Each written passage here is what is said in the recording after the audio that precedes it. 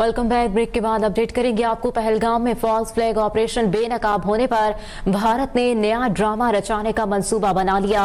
भारतीय खुफिया एजेंसियों ने 2003 से 56 बेगुनाह पाकिस्तानियों को जबरी और गैर कानूनी तौर पर कैद कर रखा है।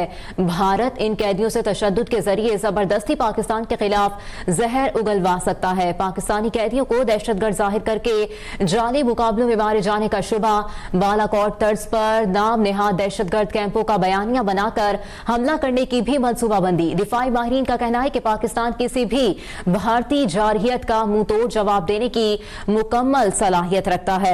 अपडेट कर रहे हैं आपको। पहलगाम में फॉल्स फ्लैग ऑपरेशन बेनकाब होने पर भारत ने नया ड्रामा रचाने का मंसूबा बना लिया।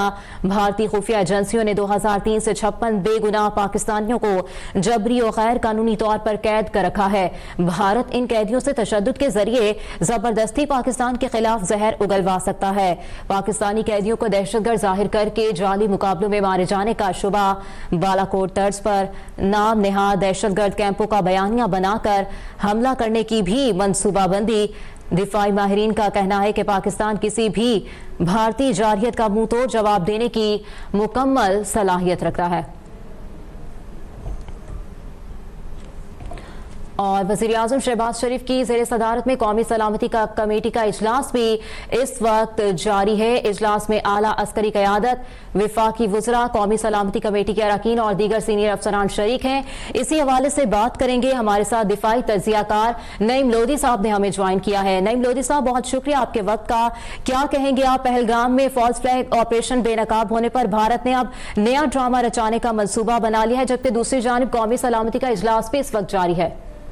जी बहुत शुक्रिया। मैंने तो पहले भी कल किसी प्रोग्राम में ये कहा था कि जो फॉल्स फ्लैग ऑपरेशन है वो बजाते खुद कोई हदफ नहीं होता, बल्कि उसके आगे अहदाफ होते हैं। तो उन्होंने अपनी जो है ना कार्ड खोल दिए हैं। वो कह रहे हैं कि हम सिंध ताश मुआहदे की तनसीख की बात फिलहाल तो उन्होंने सस्पेंड किया है, लेकिन तनसीख की तरफ शायद वो जाना चाह रहे हैं। और इस किस्म की बात मेरा ख्याल है कि अभी हमें शिकायतों वगैरह से निकल जाना चाहिए। ये कहना कि भारत ये करता है वो करता है, उसका वतीरा है, वो हमेशा ये करता है, इससे निकल कर आगे हमें 2-3 काम करने चाहिए।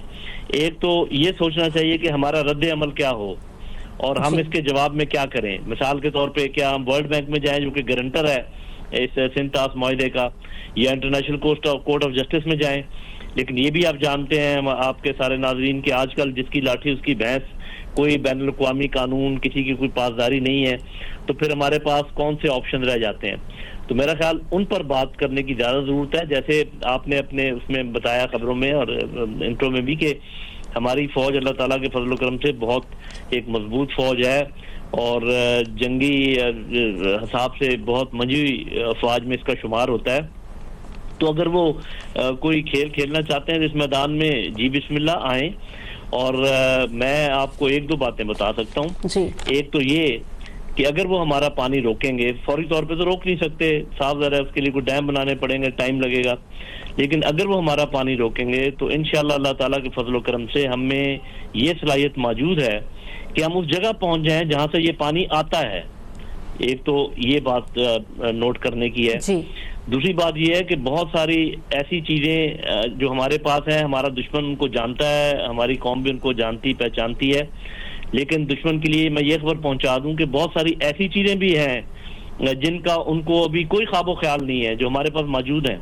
तो अगर उन्होंने खुदा न खास्ता कोई शरारत की तो जिस किस्म की आग हमारी तरफ से बरसेगी, आसमान से और ज़मीन से और समुद्रों से, तो फिर उनको समझ आ जाएगी कि उन्होंने किस कौम को ललकारा है। तो मेरा ख्याल ये है कि उनका मकसद जो है वो एक तो सिंध ताश मुआहदे को सबूताज करना है, दूसरा वो हो सकता है अपनी कोई फौजी नकलो अमल करें सिर्फ इसलिए ताकि जो मगरबी सरहद है वहाँ से हमारी थोड़ी सी तवज्जो हटे और वो जो है TTP और BLA और BRA, दाइश, इस किस्म के लोग हमारे ऊपर दोबारा हमलावर हों।